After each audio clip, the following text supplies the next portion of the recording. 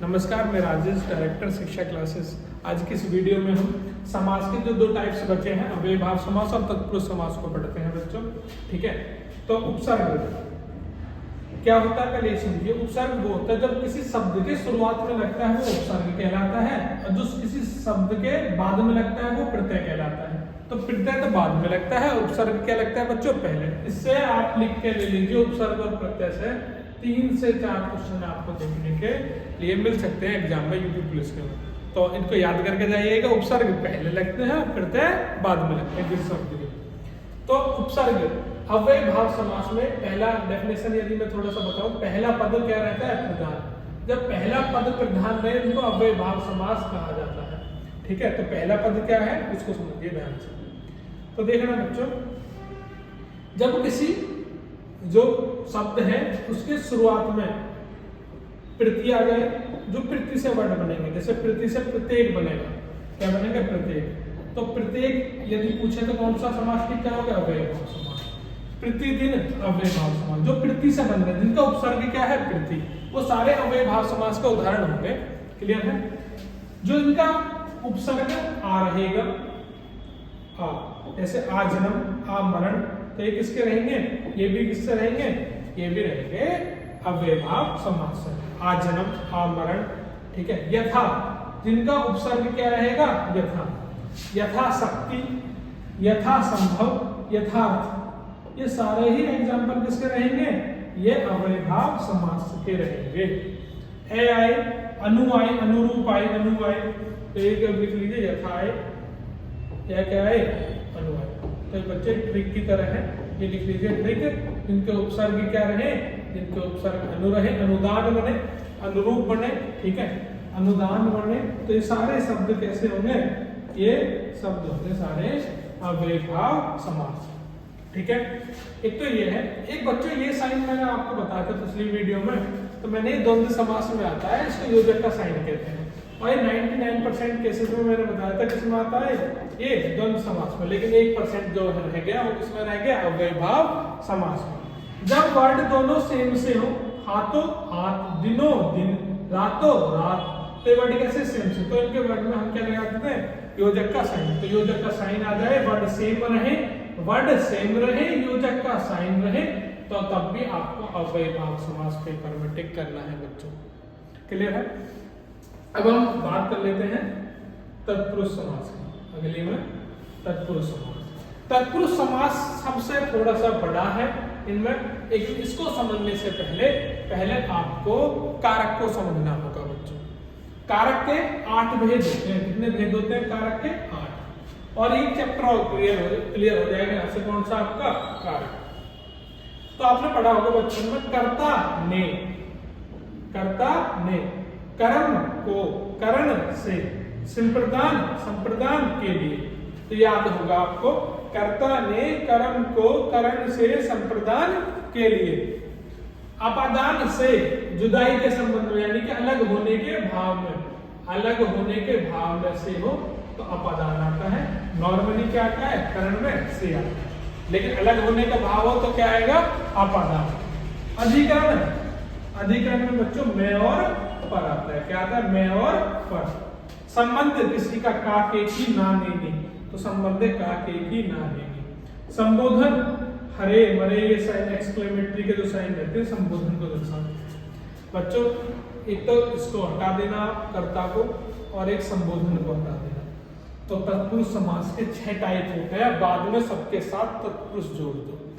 क्या कहा मैंने, बाद में सबके साथ तत्पुरुष जोड़ दो, कर्ता को हटा दो, संबोधन को हटा दो। जैसे कर्म तत्पुरुष, करण तत्पुरुष, संप्रदान तत्पुरुष, अपादान तत्पुरुष, अधिकरण तत्पुरुष, संबंध तत्पुरुष, संबोधन तत्पुरुष हट गया बच्चों। क्लियर है। तो मेरा कहने का मतलब, इनके एग्जाम्पल कैसे पेपर में आते हैं देखना, मैं करवाता हूँ। जैसे मैंने बोला गगन को चूमने वाला, कर्ता ने कर्म को, कर्ता हटा दिया था, कर्म को आ गया, गगन को चूमने वाला गगन चुंबी कहलाता है। तो आपसे पूछा गया गगन चुंबी में कौन सा समास है, तो आप पहले विग्रह के लिए गगन को चूमने वाला, तो इसमें कर्ता ने कर्म को, तो कौन सा करोगे, कर्म तत्पुरुष लगाओगे इसमें आप। कौन सा लगाओगे? कर्म तत्पुरुष। यश को बिल्कुल सेम, यश को प्राप्त करने वाला, यश प्राप्त, तो आपको इसमें भी कर्म तत्पुरुष लगाना है। चिड़ी मार चिड़िया को मारने वाला, चिड़ी मार चिड़िया को मारने वाला, तो इसमें भी कर्म तत्पुरुष। तो पहले तीनों एग्जाम्पल किसके हैं? कर्म तत्पुरुष के। अभ्यास पुस्तिका है बच्चों। गगन को चूमने वाला गगनचुंबी, यश को प्राप्त करने वाला यश प्राप्त, चिड़ी को मारने वाला चिड़ी मार। संघर्षों की राह इतनी आसान नहीं होगी बच्चों, मेहनत से ही आपको आपके टारगेट, आपका लक्ष्य मिलेगा। करुणापूर्ण, करुणा से पूर्ण, करुणा से भरा हुआ, करुणा से भरा हुआ, तो कर्ता ने कर्म को करण से, तो करण से यानी करण तत्पुरुष आएगा बच्चों। कौन सा आएगा? करण तत्पुरुष। भयकुल, भय से आकुल, भय से आकुल से आ गया तो बच्चों फिर उसी लाइन को नोट करो, करण तत्पुरुष। शोक से ग्रस्त से आ गया तो उसी लाइन से करण तत्पुरुष। तो ये आ गया अभी करण तत्पुरुष के उदाहरण। थोड़ा सा और बचा है बच्चों। प्रयोगशाला, प्रयोग के लिए शाला, ये विग्रह करो पहले मन में। स्नान घर, स्नान के लिए घर। हथकड़ी, हाथ के लिए कड़ी। गौशाला, गो के लिए शाला। तो के लिए आ रहा है बच्चों, सब में क्या आ रहा है? के लिए। और के लिए तो किसका उदाहरण है? संप्रदान तत्पुरुष का उदाहरण है। मैंने भी पढ़ाया था, कर्ता ने कर्म को करण से संप्रदान के लिए, तो संप्रदान तत्पुरुष के उदाहरण होंगे सारे बच्चों। एक होता है बच्चों ये धन से हीन, ये मैंने किससे बताया था? आपने जल्दी से कमेंट बॉक्स में बताइए कौन सा समास है धन से हीन। तो आप बताना बच्चों इनमें कौन सा समास है? ऋण मुक्त, ऋण से मुक्त, कर्ता ने कर्म को करण से संप्रदान के लिए, अपादान से जुदाई यानी अलग होने का भाव। तो अब अलग होने का भाव हो रहा है कौन सा? अपादान में, तो अपादान समास, अपादान तत्पुरुष आएगा, अपादान तत्पुरुष। आपसे टाइप्स नहीं पूछता, तत्पुरुष पूछता, लेकिन आपको पता होगा इनके पार्ट्स, तभी आप लगाओगे। तो धन से हीन, धन से क्या हो गया? हीन, अलग होने का भाव है। पद से अलग हो गया, भ्रष्ट हो गया। अपादान से अलग होने का भाव में कौन सा लगाना है?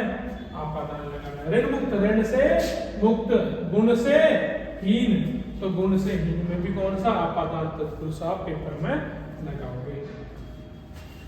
राजा का पुत्र होता है कि राजा से पुत्र होता है? तो आपने कहा राजा का पुत्र होता है, मतलब काके की तो संबंध में आते हैं, तो आपने कहा सर संबंध तत्पुरुष उसका उदाहरण है।